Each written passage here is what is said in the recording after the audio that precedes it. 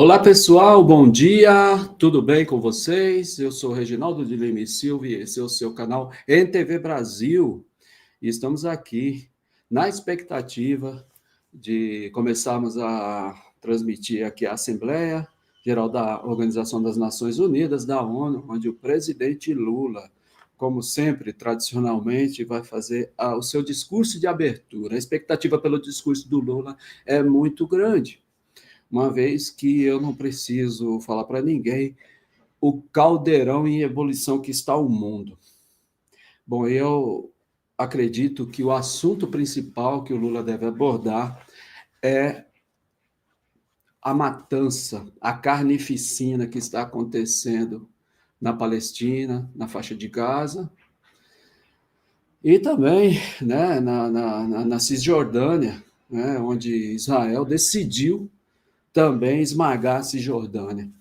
Bom, realmente talvez a maior tragédia da nossa, certamente a maior tragédia dos nossos tempos, né, dos tempos chamados modernos e tal, da nossa contemporaneidade, é uma tragédia civilizacional, é algo para a humanidade inteira se envergonhar, mas que, infelizmente, estamos vendo o mundo assistir essa grande matança, esse grande genocídio, essa carnificina feita a olhos vistos ao povo palestino, estamos assistindo. A nossa humanidade deve se envergonhar profundamente do que está acontecendo nos tempos atuais. Espero que o Lula faça um bom discurso nesse sentido. Tenho certeza que fará, mas nós precisamos mais do que discursos. Israel está eliminando um povo, está fazendo uma limpeza étnica e está fazendo também um genocídio. Isso não tem como negar. Os países ocidentais, os mais poderosos, insistem ainda em dizer que Israel exerce seu direito. Israel não exerce direito de nada. Israel está cometendo um crime. O primeiro-ministro de Israel, Benjamin Netanyahu, é um belo concorrente ao Adolf Hitler. Não há dúvida disso. É um Hitlerzinho, é um cosplay de Hitler. Não há o que falar. O que está acontecendo ali é um grande holocausto. Se qualquer um de vocês pegarem para ver as cenas que estão aí em qualquer lugar para serem vistas, do que está acontecendo com as crianças, com os bebês. A grande maioria dos que estão morrendo, ou melhor, dos que estão sendo assassinados em Gaza, são crianças mesmo, tá? Crianças, mulheres, senhoras, povo que quer viver, povo que, assim como nós, como eu e você que está aqui me assistindo, sonha, já foi criança um dia, ou é criança, já foi criança, que já sonhou com o futuro, que sonha com o futuro, que quer viver em paz. Que é o que eu acho que a grande maioria, eu tenho certeza, a grande maioria da humanidade quer realmente é viver, criar seus filhos. Mas esse direito está sendo negado de uma forma bárbara, brutal, a olhos vistos, com derramamento de sangue para o mundo inteiro ver. E o que estamos fazendo? Nada. Bom, a Organização das Nações Unidas teria como obrigação barrar essa carnificina. A Organização das Nações Unidas, em tese, teria condições de acabar com aquilo ali, mas não o faz. Por que não o faz? Não faz porque quem manda ali, de verdade, são os Estados Unidos. Ainda que os outros países falem, se manifestem, votem, né? A grande maioria das votações hoje, até mesmo o Conselho de Segurança, todas as votações da ONU têm sinalizado uma ampla maioria pelo fim dessa carnificina, pela afirmação de que o que está acontecendo ali realmente é um genocídio, e isso não pode ser tolerado. Agora, o mundo chora, a população mundial, é certo que a população do mundo claro que nem todos, mas boa parte da população mundial está sofrendo, sim. A gente vê também manifestações de gente sofrendo, mas o nosso poder é pequeno, nós como povo. Ainda que nós estamos saindo às ruas em alguns locais, o Brasil ainda deve também, porque manifestações mais enfáticas em defesa do povo palestino deveriam estar sendo feitas.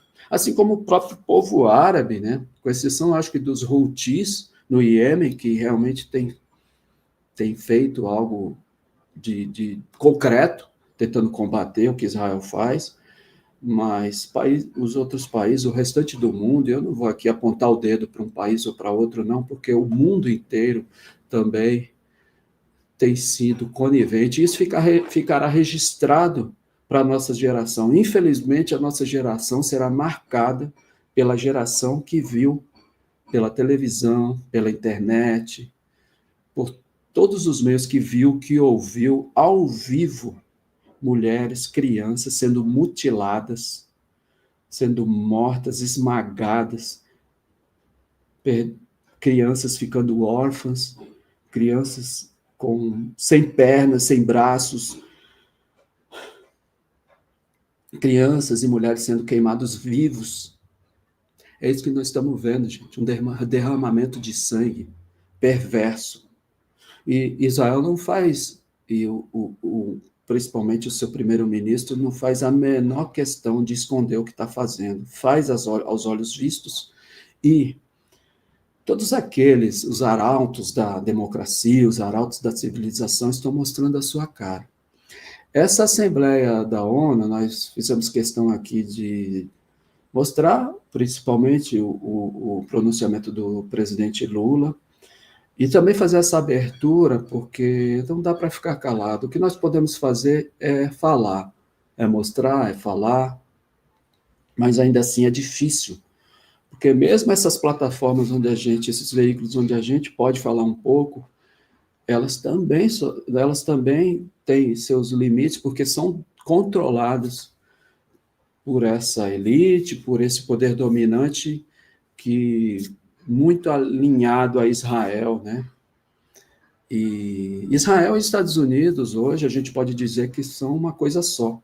Né? E os Estados Unidos faz esse discurso de que está negociando, de que está tentando alguma coisa, mas não está tentando nada, muito pelo contrário. Os Estados Unidos está ganhando muito, a indústria armamentista ganha muito.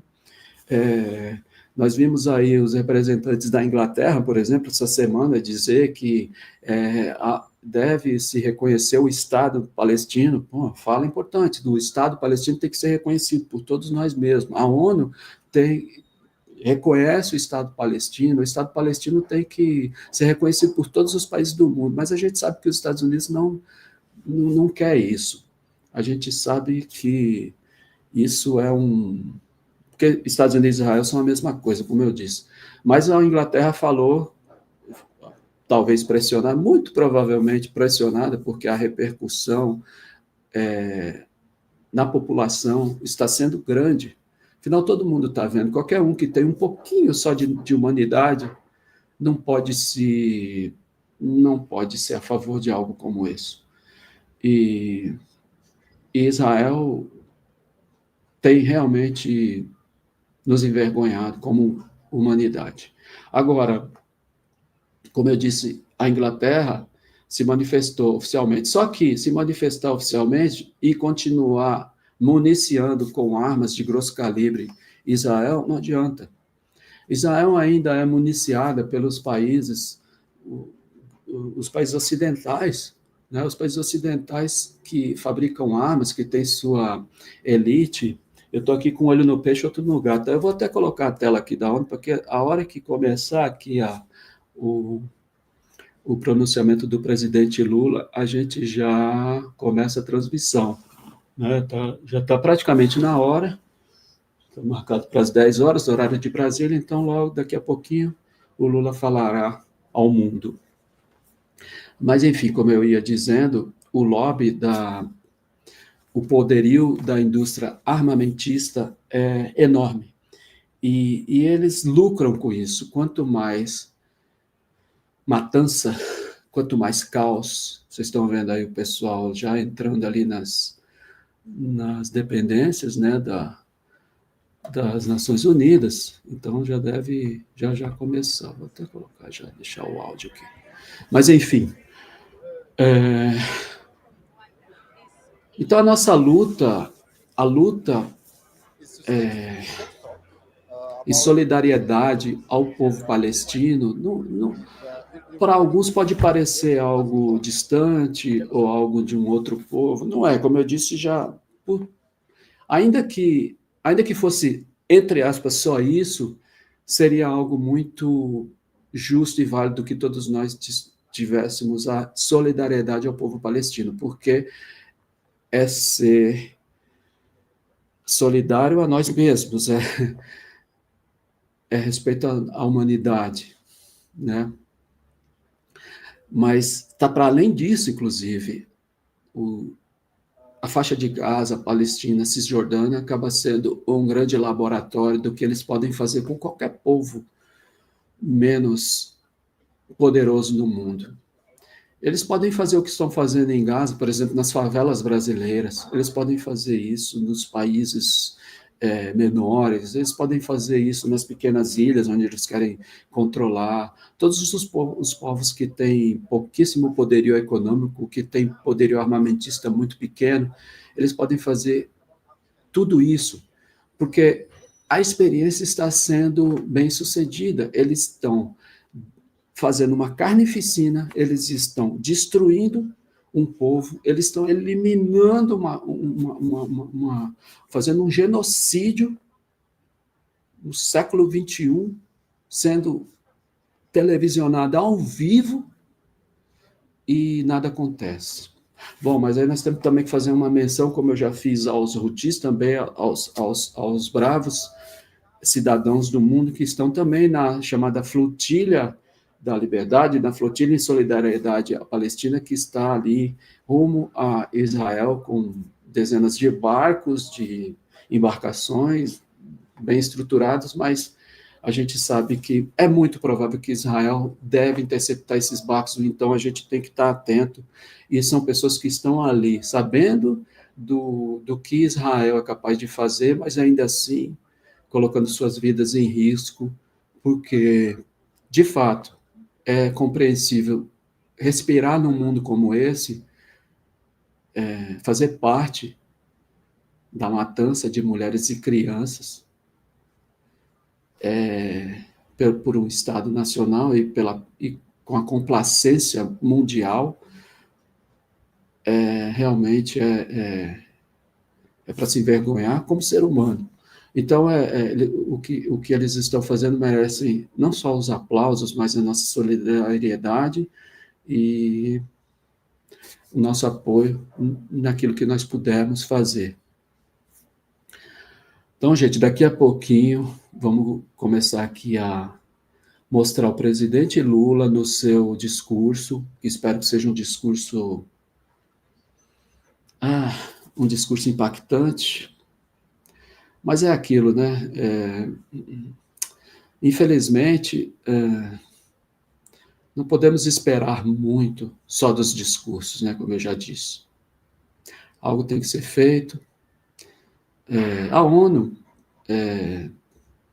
acho que a ONU se mostrou um instrumento. Eu não diria que a gente deva ignorar a ONU, que a gente deva descartar a ONU. Acho que a ONU é o que tem aí, então é um instrumento onde os representantes das nações vão lá e expressam e ainda tem alguma influência, né, na opinião mundial, e também faz ações concretas, parece que já vai começar, mas já está falida. Bom, gente, está começando aí, vamos transmitir aqui ao vivo o presidente Lula vai falar agora. Então, gente, até mais, se inscrevam no canal e até a próxima. Vamos escutar o presidente Lula.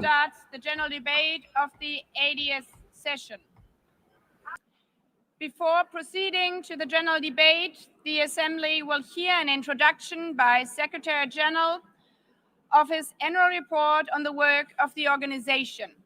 Under agenda item 110, in accordance with resolution 51/241 of 31st July 1997. Please take your seat. I now give the floor to the Secretary General of the United Nations, His Excellency Antonio Guterres.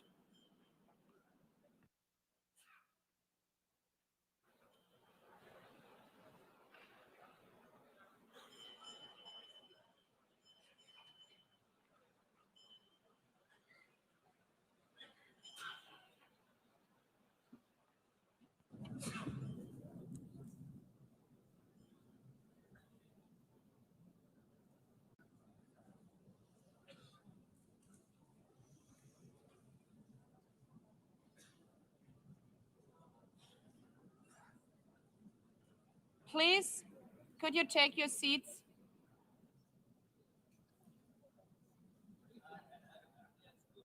Let me begin with two words we have not been able to say often enough in this hall.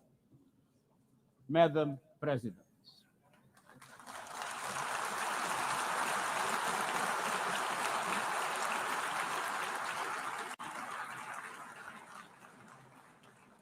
Excellencies, ladies and gentlemen, 8 years ago, in a world scorched by war, leaders made a choice: cooperation over chaos, law over lawlessness, peace over conflict.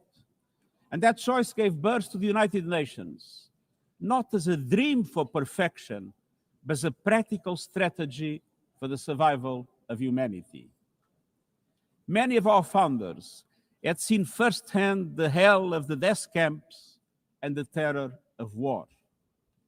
They knew that true leadership meant creating a system to prevent a replay of those horrors, a firewall against the flames of conflict and World War III, a forum for sovereign states to pursue dialogue and cooperation, and the concrete affirmation of an essential human truth: we are all in this together.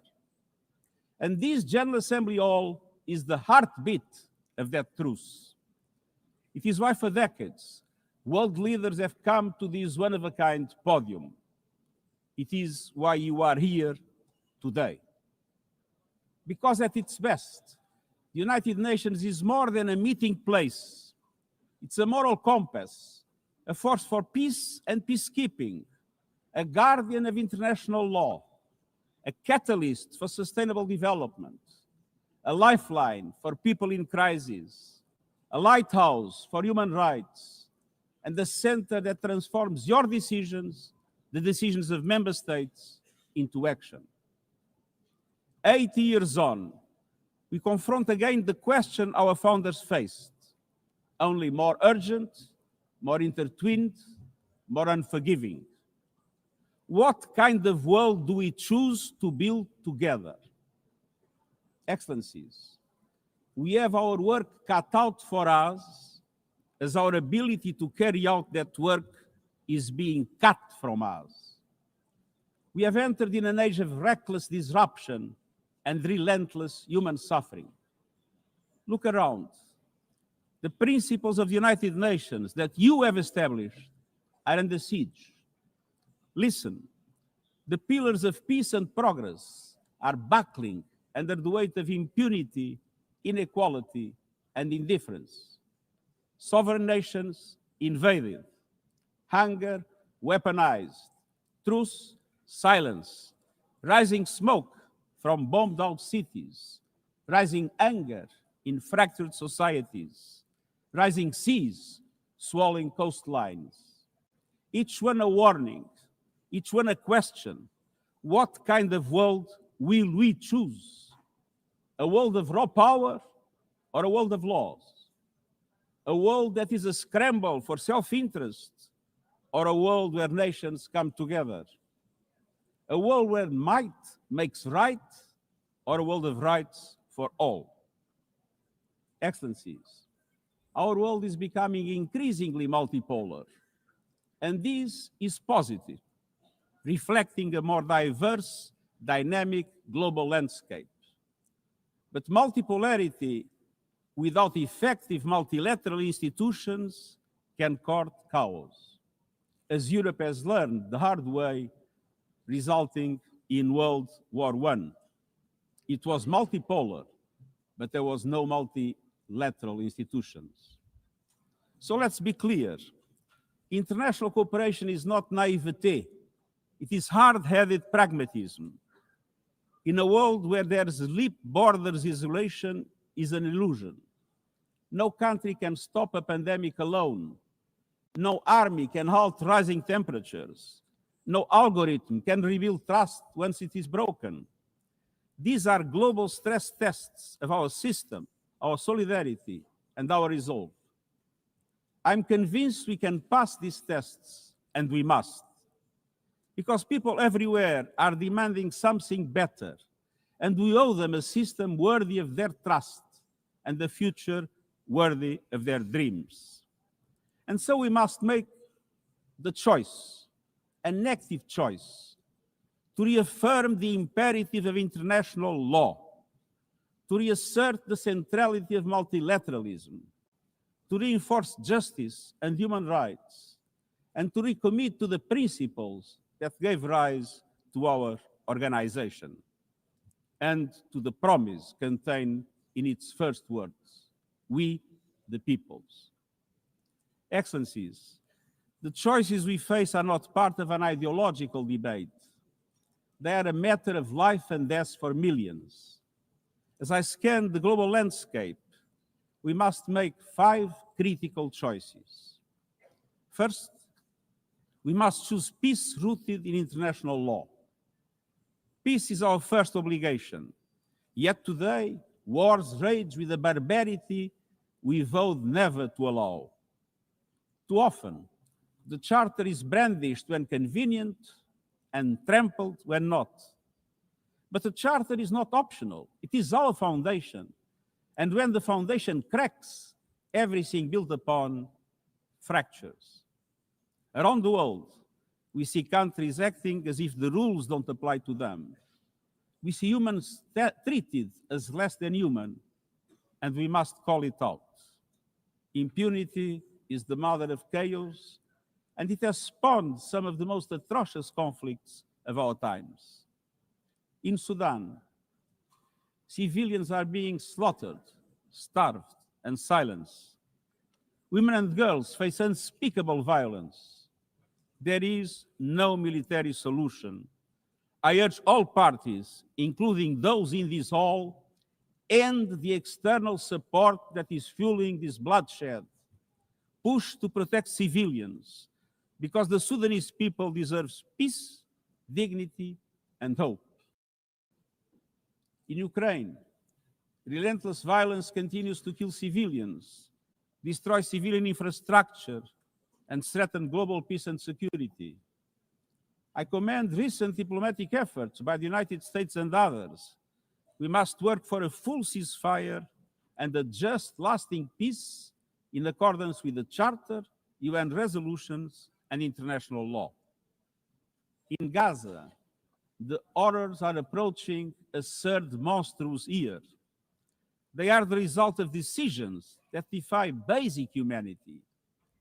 The scale of death and destruction are beyond any other conflict in my years as Secretary General. The International Court of Justice has issued legally binding provisional measures in the case named Application of the Convention on the Prevention and Punishment of the Crime of Genocide in the Gaza Strip. Since then, a famine has been declared and the killing has intensified. The measures stipulated by the ICJ must be implemented fully and immediately.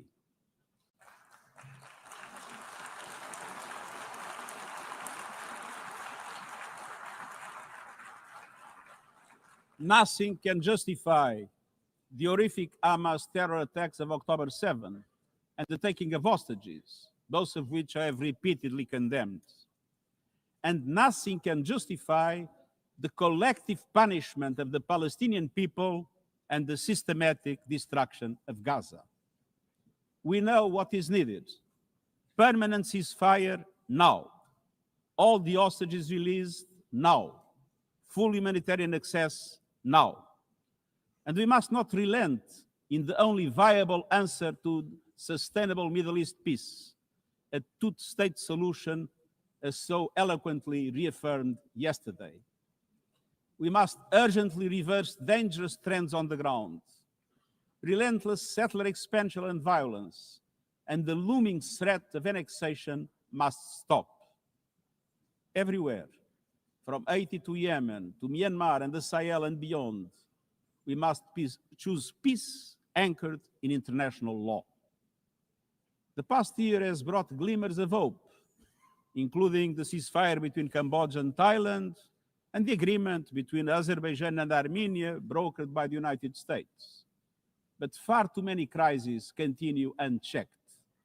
Impunity prevails, lawlessness is a contagion, it invites mayhem, accelerates terror, and risks a nuclear free-for-all. When accountability shrinks, graveyards grow. When UN staff and facilities are attacked, violating legal obligations, so too is the core of our ability to serve and deliver. The Security Council must live up to its responsibilities.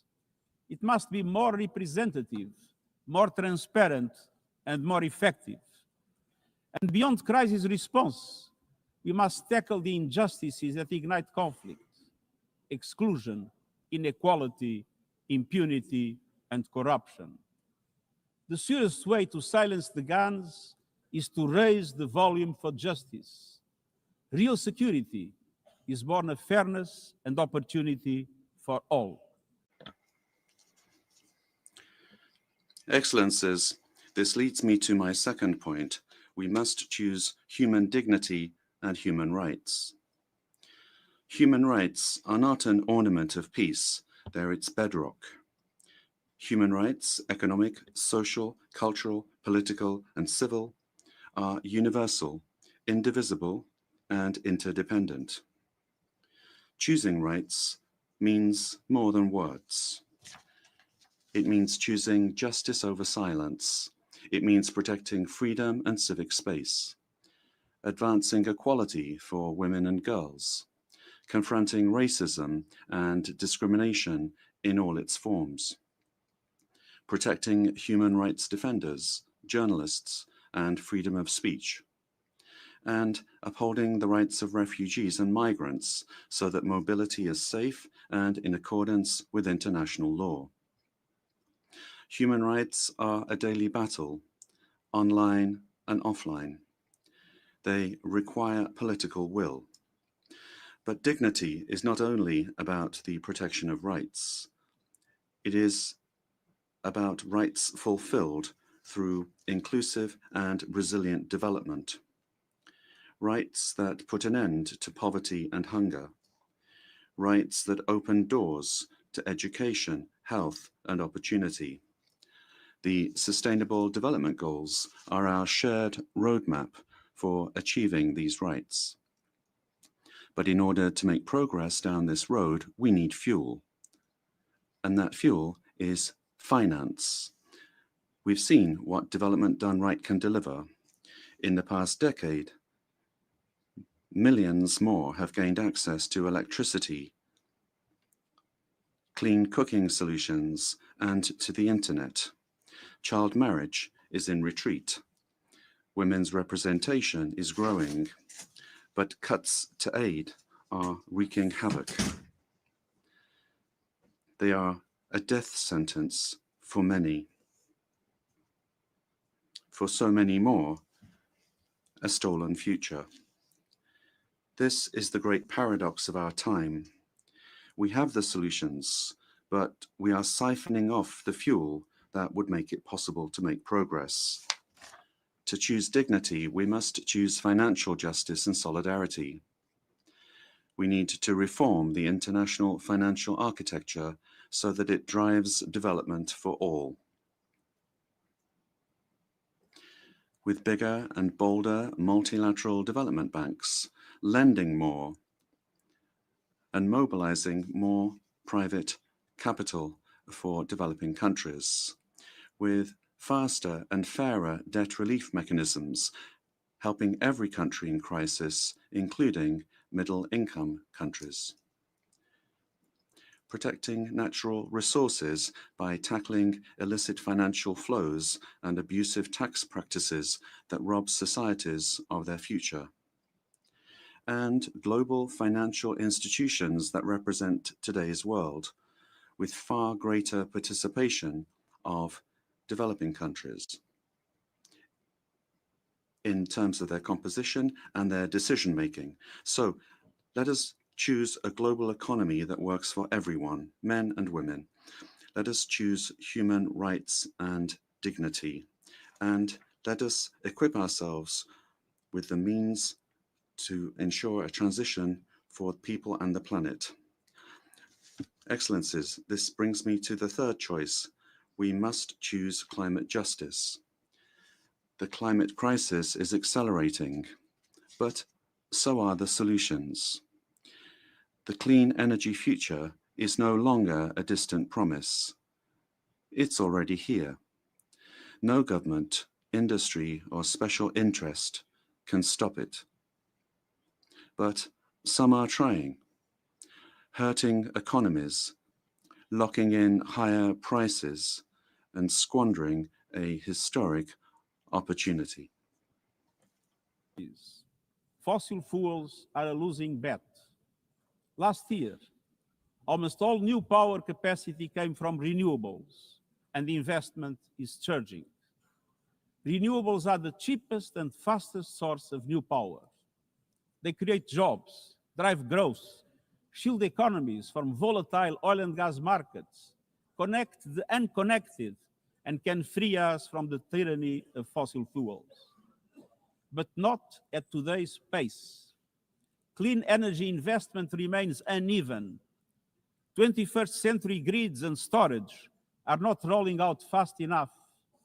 And public subsidies, taking from taxpayer money, still flow to fossil fuels over clean energy by a factor of 9 to 1.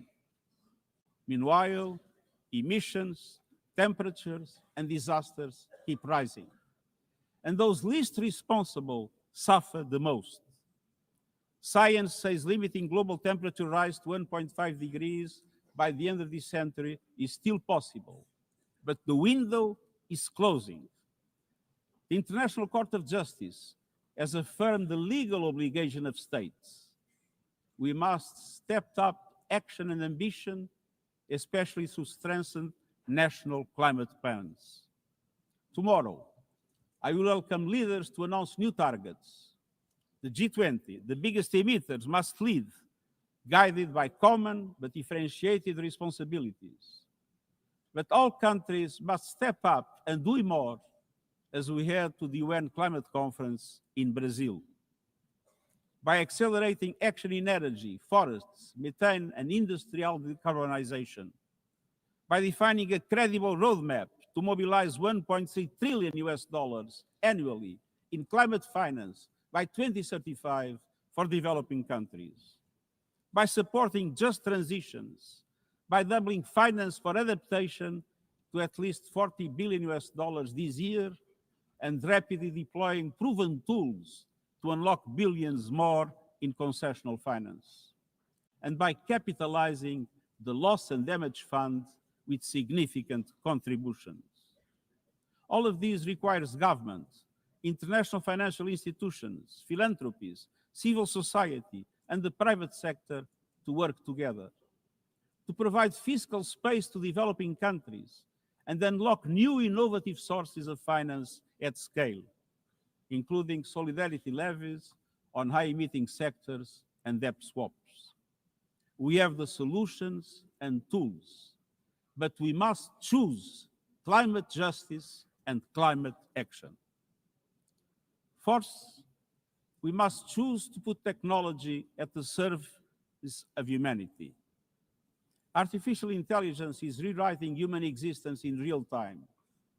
transforming how we learn, work, communicate, and what we can trust. And the question is not how to stop it, but how to steer it for the greater good. Technology must be our servant, not our master. It must promote human rights, human dignity, and human agency. Yet today, AI's advancement in outpacing regulation and responsibility and is concentrated in a few hands. And the risks are expanding to new frontiers, from biotech to autonomous weapons. We are witnessing the rise of tools for mass surveillance, mass social control, mass disruption, and even mass destruction. Tools that can drain energy, strain ecosystems, and intensify the race for critical minerals, potentially stoking instability and conflict. Yet, these technologies remain largely ungoverned. We need universal guardrails and common standards across platforms. No company should be above the law. No machines should decide who lives or dies. No system should be deployed without transparency, safety, and accountability. Last month, this Assembly took a historic step, establishing an independent international scientific panel on AI and an annual global dialogue on AI governance.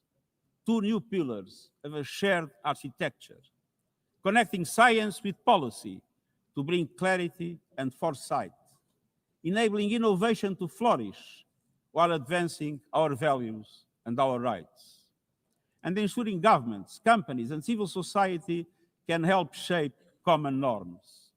We must build on these mechanisms and close the capacity gaps. All countries must be able to design and develop AI, not just to consume it. I have proposed voluntary financing options to build AI computing power, data, and skills in developing nations. No country should be locked out of the digital future or locked into systems it cannot shape or trust.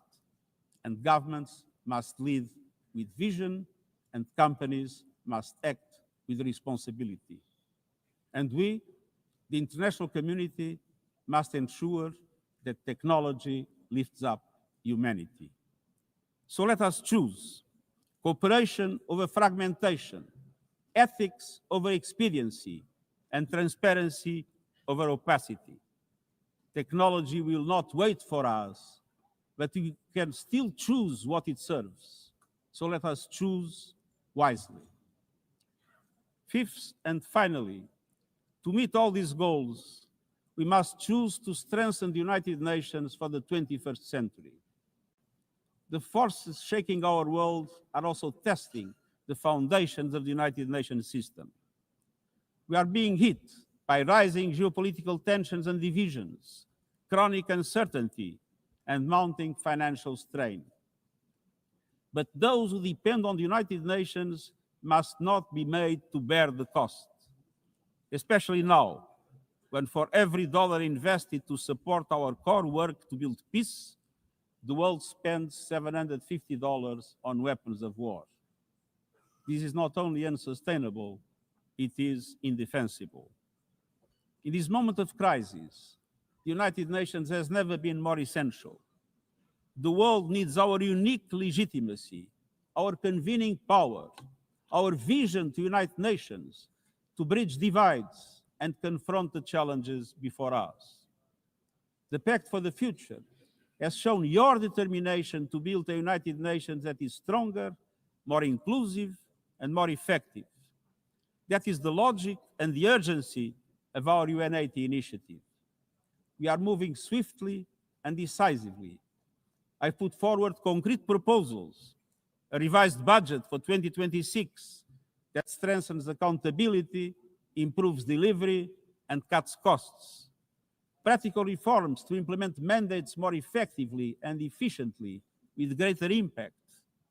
And ideas to spark a paradigm shift in the structure of the UN and how its parts work together. Most of these decisions rest with you, the member states, and we will move forward in full respect of the established procedures. Together, let us choose to invest in a United Nations that adapts, innovates, and is empowered to deliver for people everywhere. Excellencies, my overriding message comes down to this. Now is the time to choose. It's not enough to know what the right choices are. I urge you to make them. I grew up in a world where choices were few. I was raised in the darkness of dictatorship, where fear silenced voices and hope was nearly crushed. Yet, even the bleakest hours, especially then, I discovered the truth that has never left me. Power does not reside in the hands of those who dominate or divide. Real power resides from people, from our shared resolve to uphold dignity, to defend equality, to believe fiercely in our common humanity and the potential of every human being.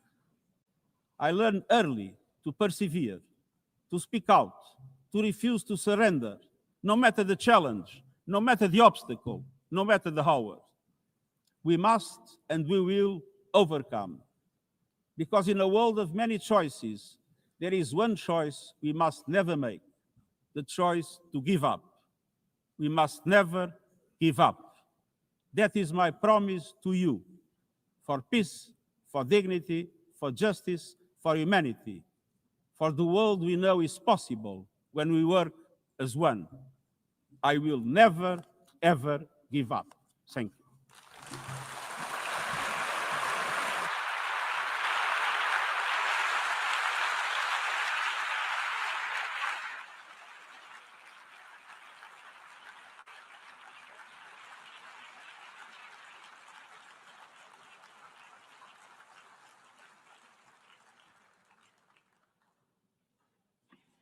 I thank the Secretary General.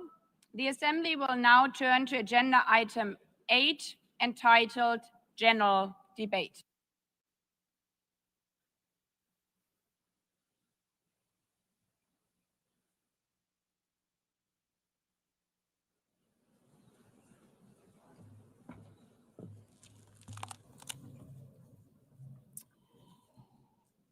"80 years, longer than the average human life.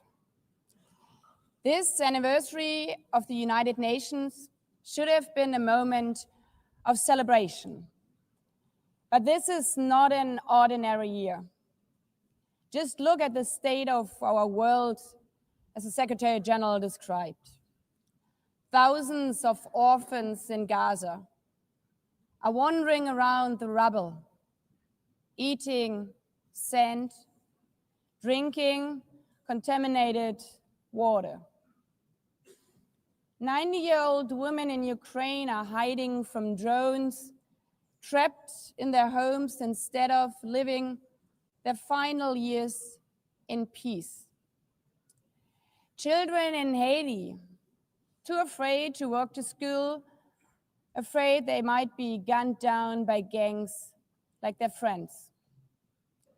And for every conflict and tragedy that seizes the headlines, there are so many more that are forgotten, lost to the news cycle. Like women in Democratic Republic of the Congo, shielding their daughters from armed groups, fearful they might be raped. And Rohingya children, spending their whole childhood in tattered tents, unable to remember what their home looks like. Faced with these realities, now is not the time to celebrate, but to ask ourselves, where is the United Nations? Distinguished heads of state and government, Mr. Secretary General, Excellencies, ladies and gentlemen, people out there in the world watching us. Clearly, we have to do better. But what we should not let cynics allow to weaponize these failures, to argue that our institution is a waste of money, outdated, irrelevant.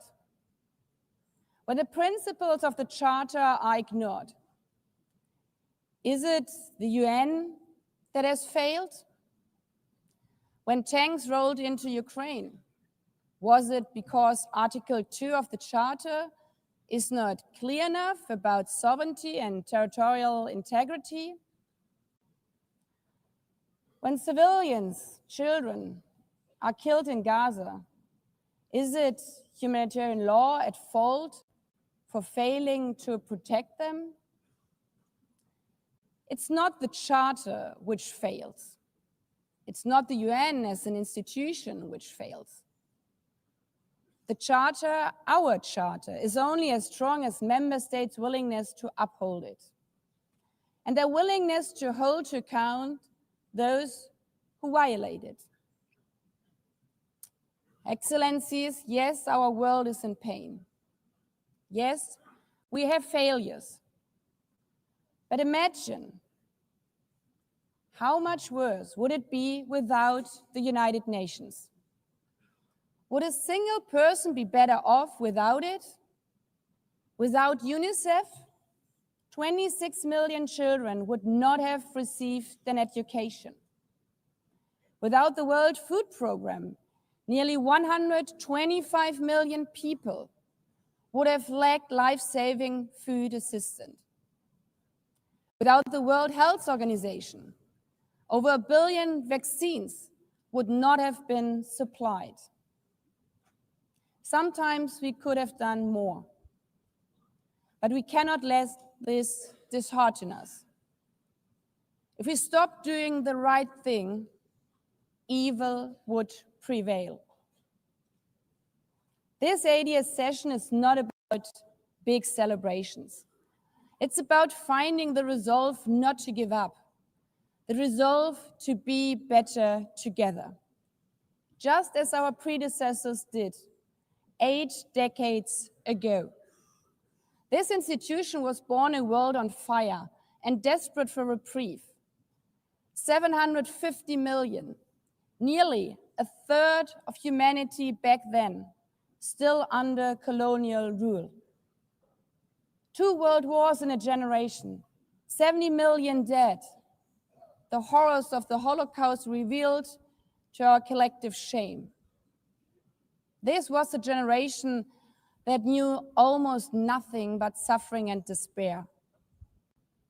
The signing of the Charter in 1945 gave hope to millions, gave us a North Star that guided our path from the ashes of war, helped guide nations from colonial rule into independent states, helped end apartheid. Across the decades, the United Nations has been a compass pointing toward peace, humanity, and justice. We have not always succeeded, but the story of this institution is not a story of easy victories. It's a story of falling and rising, of pulling ourselves and each other back up and trying harder. We gather here for the 80th time, not for empty celebration, not out of ritual, not to hear our own voices. We gather to prove that this institution matters, and that through this institution, every nation represented here, no matter how big or small, can summon again the strength and unity first shown in San Francisco 80 years ago. The courage and resolve of world leaders who, even while some called them back then naive, believed they could build a better world from the wreckage of the old. They showed then what true leadership is. It's not about imposing your will or putting others down. True leadership is about lifting others up, not out of altruism, but for our mutual benefit, and even out of our self-interest. Because as our founders and every architect of peace since then has understood, helping others is what makes ultimately our own countries stronger. Could any state have faced the global pandemic alone? The virus did not have any passport. We were only able to solve it at the end with the support of the World Health Organization.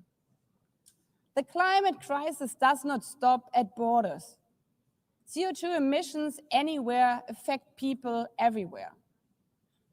Even the wealthiest cities in the world cannot shield themselves from wildfires. And imagine coming here by plane, how safe would you feel to step into the next airplane if there were no International Civil Aviation Organization anymore, which is responsible for setting safety regulations for 5 billion passengers each year? How comfortable would you be with your children using the internet while AI is uncontrolled and unchecked? As the lines between what is real and fake start to blur. In this globalized, digitalized world, we work together or we suffer alone. Excellencies, the theme of this milestone session and the high-level week is therefore better together. 80 years and more for peace, development, and human rights. Will living up to that be easy? No. But this hall was not built for easy times. It was built to come together to confront the hardest topics. This session is a session where the high-level week is about resolving differences. We showed some of it yesterday already. But even the house of dialogue and diplomacy needs a renovation. That is why the UN80 initiative and the wider reform process are not luxuries, but necessities. We are literally now at a crossroads, a make it or break it moment, politically, financially. Therefore, we have to deliver a United Nations that is agile, cost-effective, and fit for purpose.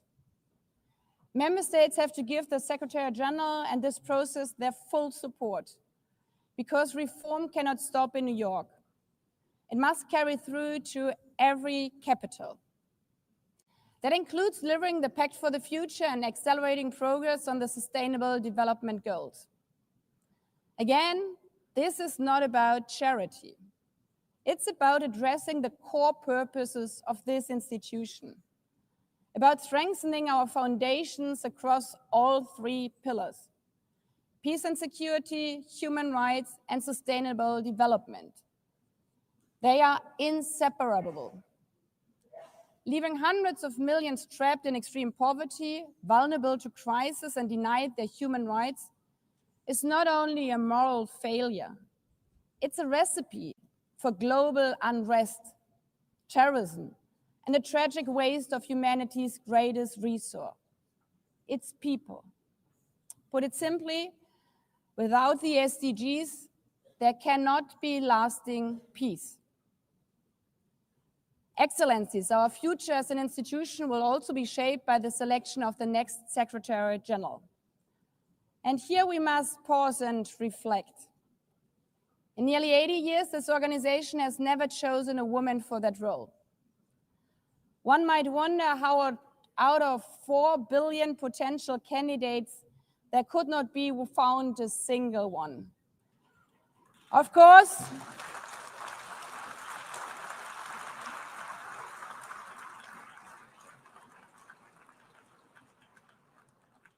course, the choice rests with member states. But those of you having been there yesterday celebrating Beijing, one strong female leader after the other from all our continents. Like 80 years ago, we are standing at a crossroads. And it's up to us, to every single member state, to live up to the same leadership as your predecessors did. to act when action is needed, to uphold the principles of our charter, to be better together, to show the people around the world that this United Nation is there today, tomorrow, and for the next 8 decades. Because after all, it's the life insurance for every country.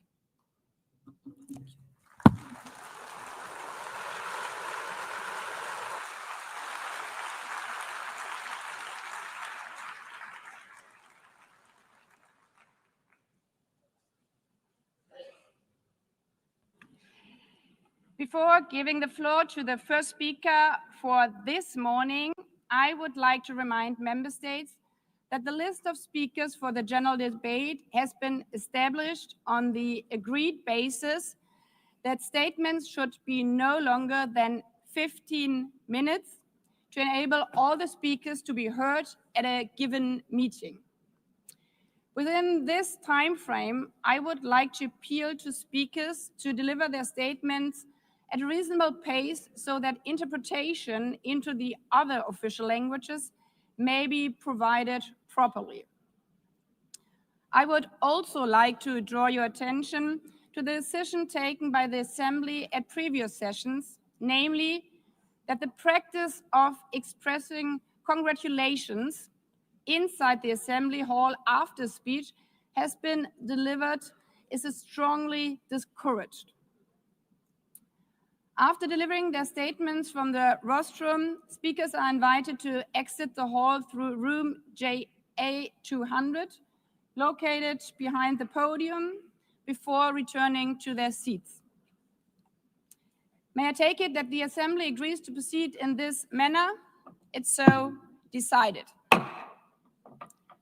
Finally, I should like to draw the attention of member states that during the general debate, official photographers are in the room and will take official photographs of all speakers by the Department of Global Communications. Members interested in obtaining these photographs are requested to contact the photo library of the United Nations. By this, the Assembly will hear an address by His Excellency Luis Inácio Lula da Silva, President of the Federative Republic of Brazil. I request the protocol to escort His Excellency and invite him to address the Assembly.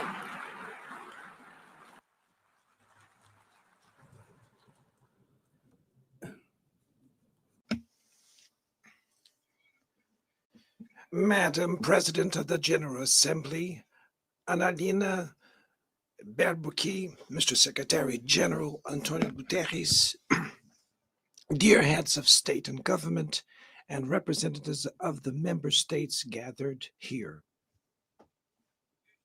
This should be a time to celebrate the United Nations.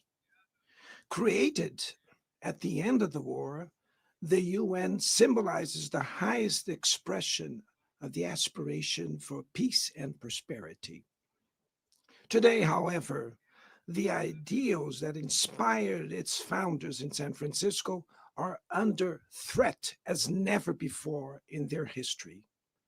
Multilateralism is at a new crossroads. The organization's authority is in check. We are witnessing the consolidation of an international order marked by repeated concessions to power play, attacks on sovereignty, arbitrary sanctions, and unilateral interventions are becoming the rule.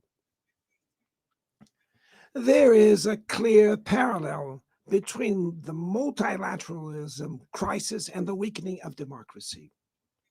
Authoritarianism is strengthened when we fail to act in the face of arbitrary acts, when the international society falters in defending peace, sovereignty, and the rule of law.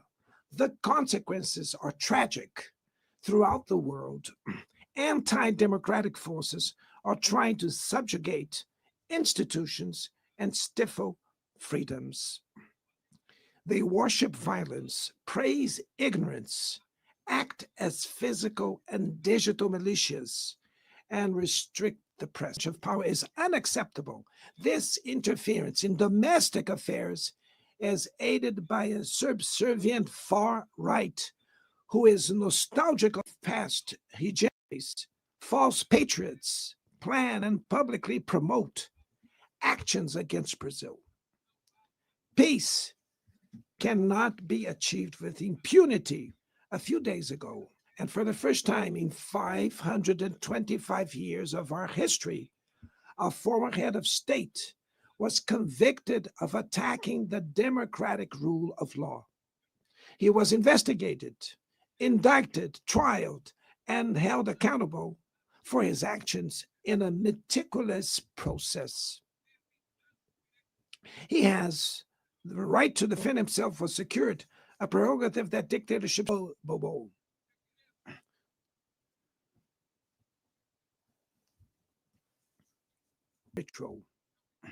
Its strength presupposes the reduction of inequalities, the guarantee of the most basic rights: food, safety, work, housing, education, and health.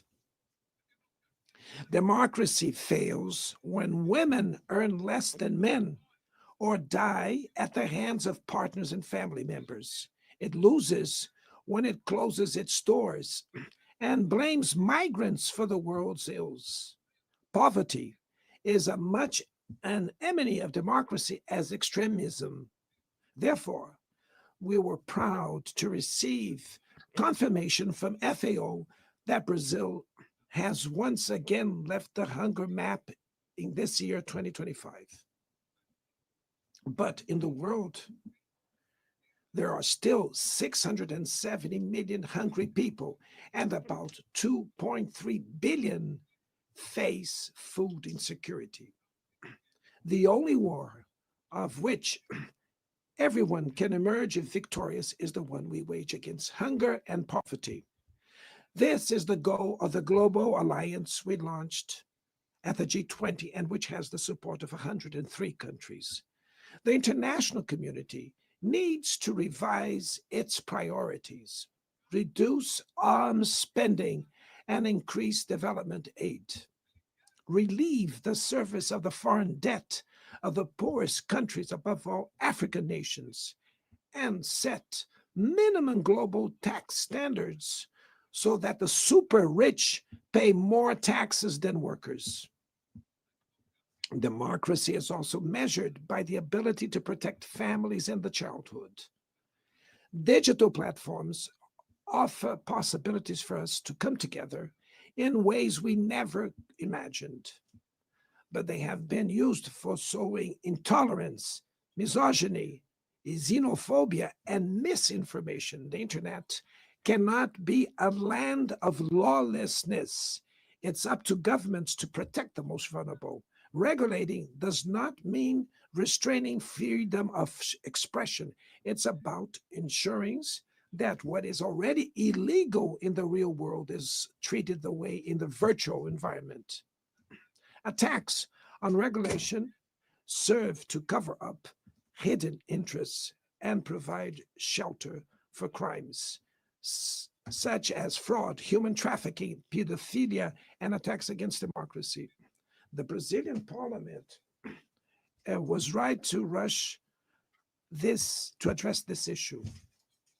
Last week, I proudly enacted one of the world's most advanced laws for the protection of children and adolescents in the digital environment. Also, we sent draft bills to the National Congress to foster competition in digital markets and to encourage the installation of sustainable data centers.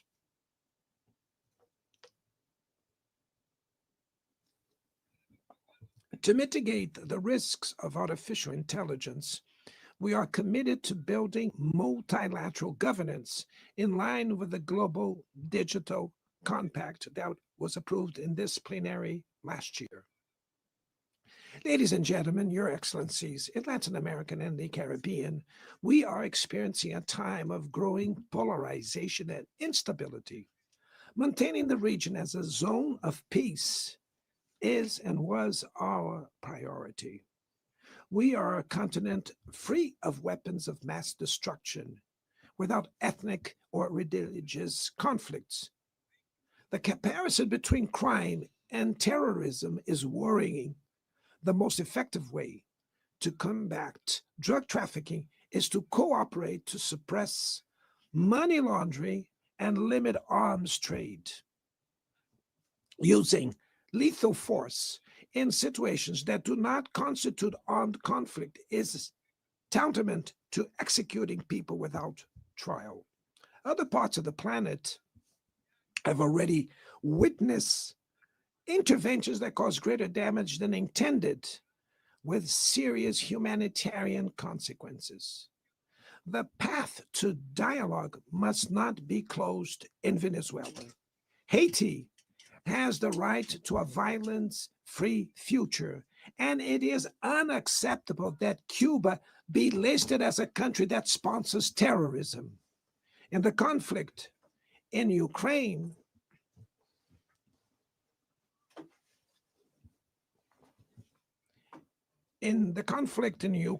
we all already know that there will be no military solution. The recent meeting in Alaska raised hopes for a negotiated way out. It's necessary to pave the way for a realistic solution. This implies taking into account the legitimate security concerns of all parties. The African Initiative and the Friends for Peace group created by China and Brazil can help promote dialogue and a diplomatic solution. No situation is more emblematic of the disproportionate and illegal use of force that the one occurred in Gaza.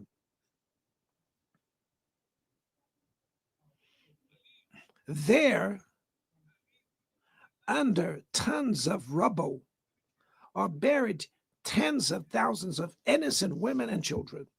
It happened without the complicity of those who could have prevented it. In Gaza, hunger is used as a weapon of war, and the forced displacement of populations goes on unpunished. I express my admirations to the Jews who, inside and outside Israel, oppose this collective punishment. The Palestinian people are at risk of disappearing. They will only survive with an independent state integrated to the international community. This is the solution defended by more than 150 UN members, reaffirmed yesterday here in this very plenary, but bared by a single veto. It is regrettable that President Mahmoud Abbas was prevented by the host country of occupying the Palestinian bench at this historical moment.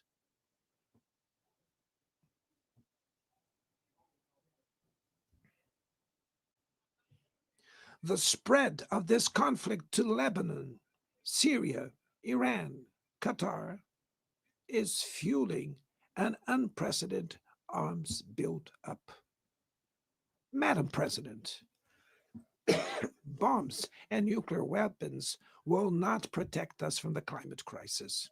The year of 24 was the warmest already registered. COP30 in the city of Lima, Brazil, will the cope of truth. It will be the time for world leaders to prove the seriousness of their commitment to the planet. Without a complete picture of the NDC's nationally determined contributions, we were walking blindfolded towards the abyss. Brazil has committed to reducing its emissions by 59 and 67%, covering all greenhouse gases and all sectors of the economy. Developing nations face climate change while grappling with other challenges. Meanwhile, rich countries enjoy a standard of living reached at the expense of 200 years of greenhouse gas emissions, demanding greater ambition and greater access to resources and technology. It's not a matter of charity, but of justice. The race for critical minerals essential for energy transition cannot reproduce the predatory and asymmetrical logic that has characterized recent centuries. In Belém City, the world will learn about the reality of the Amazon. Brazil has already reduced deforestation by half in the region in the last 2 years. Eradicating it requires ensuring decent living conditions for its millions of inhabitants. Promoting sustainable development is the objective of the Tropical Forest Forever facility, which Brazil intends to launch to compensate countries that keep their forests standing. But the time has come to move from the negotiation phase to the implementation stage. The world owes a lot to the regime created by the Climate Convention. Climate change needs to be brought to the heart of the UN so that it gets the attention it deserves. A council linked to the General Assembly with the power and legitimacy to monitor commitments provide coherence to climate action. This is a fundamental step towards a broader reform of the organization, which would also include an expanded Security Council in the 2 member categories. Few areas have worsened as much as the multilateral trading system.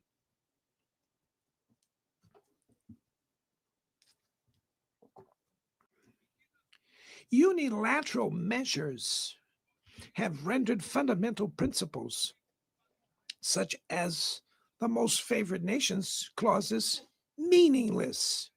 They have disrupted value chains and threw the global economy into a pernicious spiral of high prices and stagnation. It is urgent to refound the WTO based on modern and flexible foundations. Your Excellencies, ladies and gentlemen, this year, the world lost 2 exceptional public figures. Former Uruguayan President Pepe Mujica and our dear Pope Francis, both embodied the best humanist values like no other. Their lives were intertwined with the 8 decades of the UN's existence. If they were still among us, they would use this platform to remember that authoritarianism, environmental degradation, and inequality are not relentless, that the only ones defeated are those who stand idly by, resignate, and that we can defeat the false prophets and oligarchs who exploit fear and monetize hate, and that tomorrow is made of daily choices, and it takes courage to act to transform it. In the future that Brazil envisions, there is no room for the reenactment of ideological rivalries or spheres of influence. Confrontation is not inevitable. We need leaders with clear visions who understand that the international order is not a zero-sum game. The 21st century will be increasingly multipolar. For it to remain peaceful, it cannot fall to multilateral. Brazil is giving increasing importance to the European Union, the African Union, ASEAN, CELAC, BRICS, and the G20. The voice of the global South must be heard. The UN has today almost 4 times more members than the 51 who were at its foundation. Our historic mission is to make it once again a barrier of hope and a promoter of equality, peace, sustainable development, diversity, and tolerance. May God bless us all. And thank you very much.